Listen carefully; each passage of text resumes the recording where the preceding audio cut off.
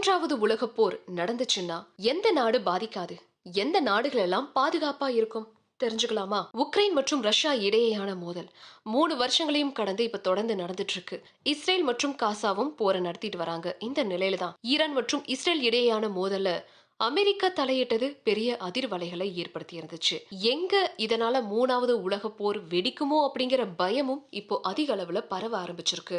சர்வதேச அளவுல நிலையற்ற தன்மை தொடர்ந்து அதிகரிச்சுட்டு வர சூழல்ல ஈரான் மற்றும் இஸ்ரேல் அமைதி ஒப்பந்தத்திற்கு ஒப்புதல் தெரிவிச்சிருக்கிறதா ட்ரம்ப் அறிவிச்சிருக்கிறாரு.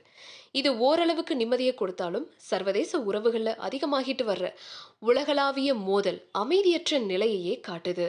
ஒருவேளை இந்த மோதல் உலகளாவிய போரா வளர்ந்துச்சுன்னா ஒவ்வொரு தரப்பினருக்குமான உலகளாவிய நட்பு நாடுகளும் இந்த போர்ல குதிக்கும். இருந்தாலும் இந்த மோதலால சில பகுதிகள் குறைவாகவே பாதிக்கப்படலாம்.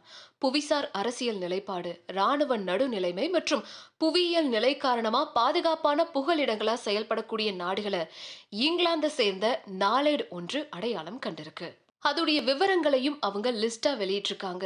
சோ அவங்க லிஸ்ட் வெளியிட்டிருக்கிற அந்த நாடுகள்ல இருக்கிற மக்கள் ரொம்ப சேஃபா இருப்பாங்க அப்படின்னு சொல்லியிருக்காங்க.